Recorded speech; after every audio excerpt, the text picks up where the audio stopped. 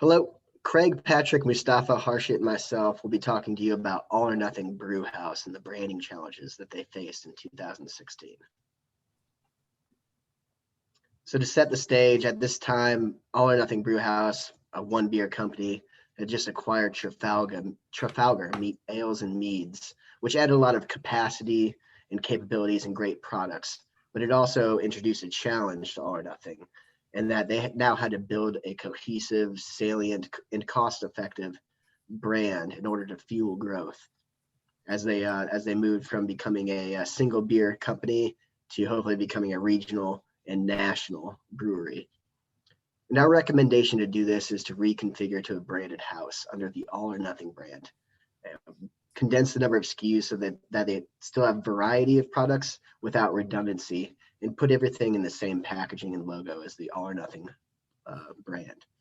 And our rationale for that is that one brand is less resource intensive, which is obviously important for a small startup company, and that the All or Nothing brand itself has momentum and it's easily recognizable, and there's a compelling story behind that. And Trafalgar, as a counterpoint, it has great products, but really lacks brand equity.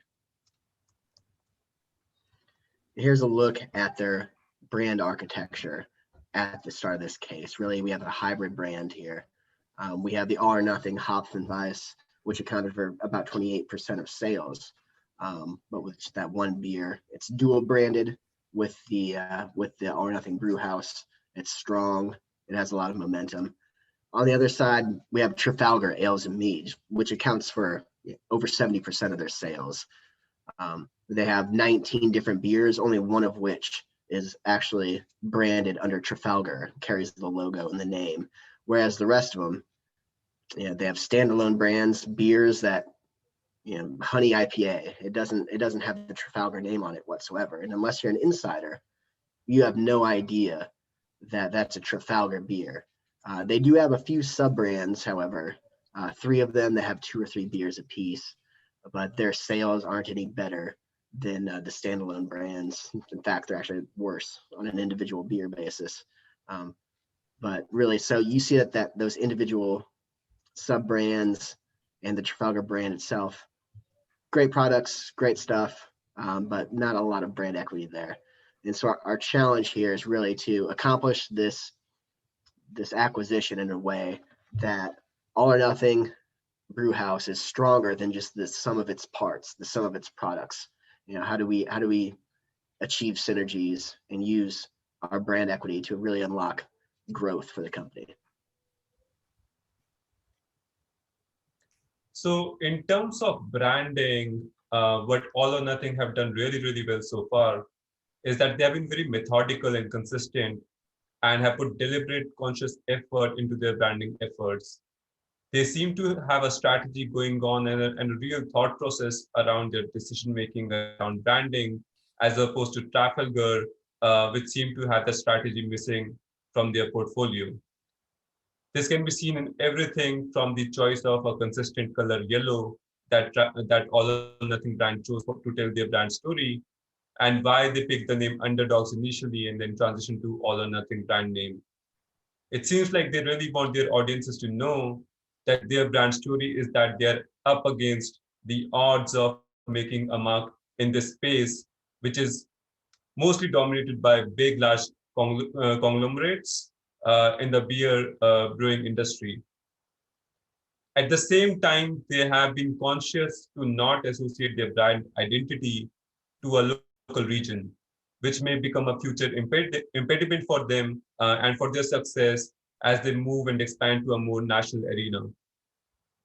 However, they needed to purchase Trafalgar to meet that end goal, that vision, by owning the production facility and the control over their operations that came with it. The flexibility and control is important as they think about growing and expanding and become a really successful brand going forward. But it does raise some conundrums around brand integration. First, like Ryan mentioned, Trafalgar has large number of independent brands, and All or Nothing has its own brand identity going on for them.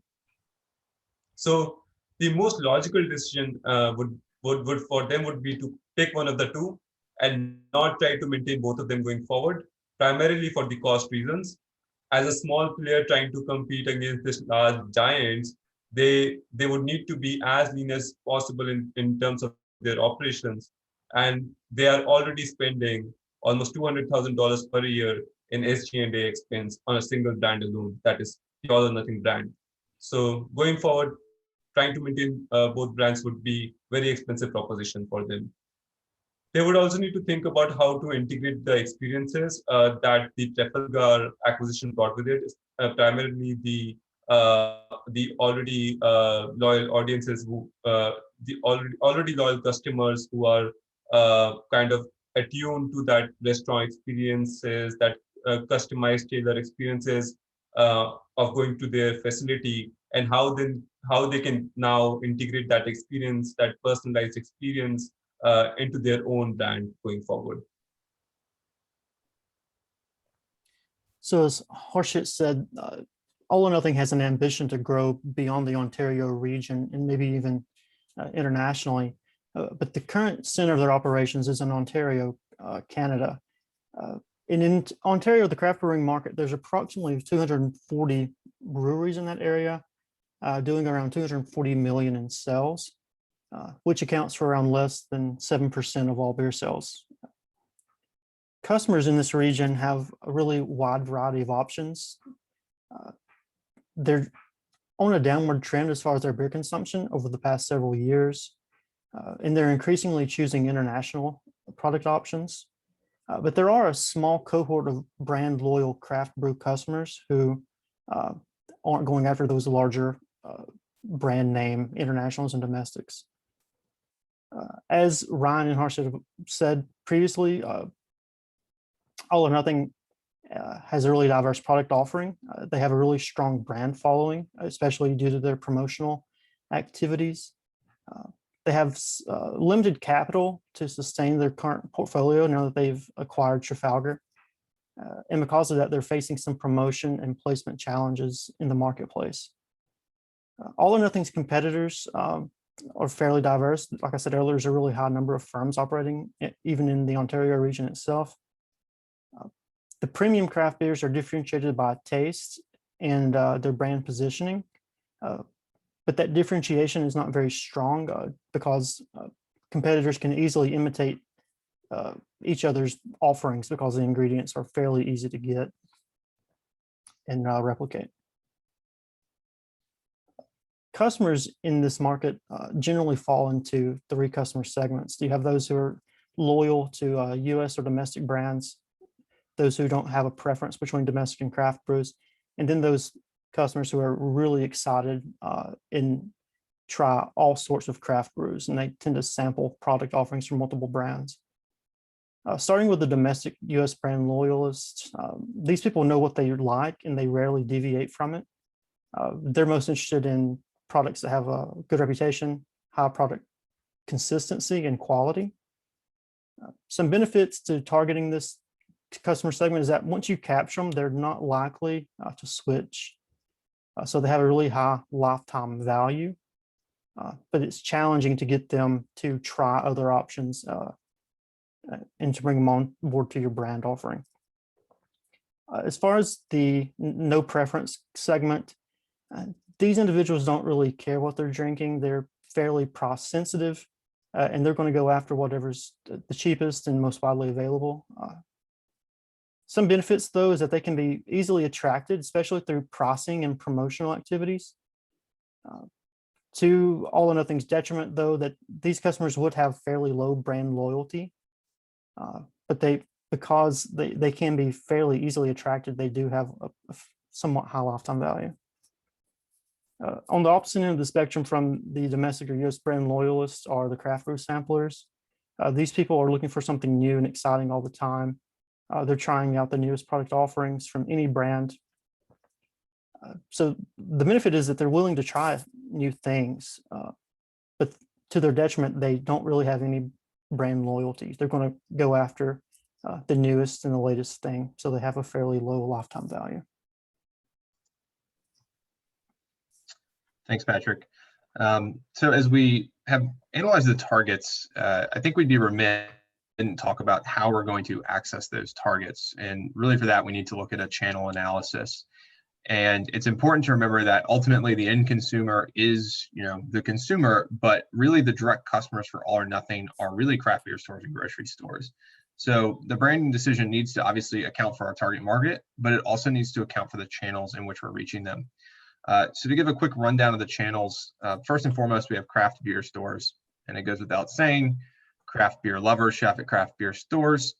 And Patrick already mentioned they're constantly switching brands. So when you think through the owners of a craft beer store, the buyers for these organizations are going to look for flavor and really branding that's attracting a younger segment that would align with those craft beer lovers. And this is going to be best suited to the All or Nothing brand. As Trafalgar is worn out, the brand architecture is incredibly confused. It's hard to even know what a Trafalgar product is. Whereas we've mentioned, All or Nothing has some momentum and can generate velocity and will stand out in a craft beer store. As we look at grocery stores, while branding is certainly a consideration, grocery stores are really going to be interested in what is moving off their shelves and looking at that velocity. So you need to show high velocity. So store buyers for grocery stores are going to look for recognized brands. And what we see here is that we can use craft beer stores to target craft beer customers under the All or Nothing brand, which is exciting, has good momentum, build brand salience, and then translate that to grocery stores to show proven sales on the SKU to get into grocery stores. And from there, as we build into grocery stores, we hope to attract those switchers, that target market, to really boost revenues. Brewhouse, last but not least, this is really where we're going to move up the brand pyramid to move from salience to engendering loyalty and intense feelings of kind of connection to the brand. So this is a really important experience for just controlling people's perceptions of the brand, and using this to build loyalty will be critical so we can retain customers. Thank you, Craig. And I will go on with our recommendation. As my friend mentions, we had 3 options regarding branding. The first one was to keep everything as it is. We think that it is obvious that it is not the best option. Brand-wise, it is not possible to achieve the company's vision by this option. The second option was to have 2 or 3 core brands and get other SKUs under those brands as a sub-brand. We think it is not a great option as well, because we consider that competing will be very hard as its costs will be higher. And also Harshit mentioned about that as well. The final option was to have single brand, and it was our recommendation. First of all, simplicity is key, and it will be helpful creating the new brand nationwide. Secondly, there are small and craft beer company in the market, and something and large beer companies, but there is no craft and large beer company in the market right now, and All or Nothing just want to fill that gap. After we concluded that it is best to go with single brand, there were 2 options to select. The first one is Trafalgar, which they acquired. The second one is All or Nothing Hoffenweiss, as they created. We thought acquiring Trafalgar was a good decision, as they will use its production, restaurant, and brewing facilities while they expand to Canada. But there is no need to keep Trafalgar name and its logo. Moreover, when we analyzed Trafalgar products, we witnessed that there is no Trafalgar name on packaging. It shows us that giving up from a Trafalgar name will not be lost for us. In addition to why Trafalgar is not ideal brand for our purpose, the most selling SKU is still All or Nothing Hoffenweiss. It shows us that the brand recognition is highest on it and the momentum is high. Finally, All or Nothing proved to be a successful brand, and the company invested heavily for this name, logo, and packaging. Speaking of logo, we suggest to put the logo to every product in order to increase the brand awareness. We plan to keep SKU names on the packaging and other details on the packaging, because we want our consumers to identify their products after we rebranded it. We think that this is really important. To reiterate, we target all kinds of craft beer lovers in whole Canada. We will use self-share of Trafalgar in 3 channels that Craig mentioned. And we also think that Brewhouse facility tour and the store is very strategic channel for us. And we think that we also need to create those facilities across Canada. Thank you for your time and giving opportunity for us to present our findings and recommendations. We enjoyed cracking the case, and it was great to practice what we learned in the class.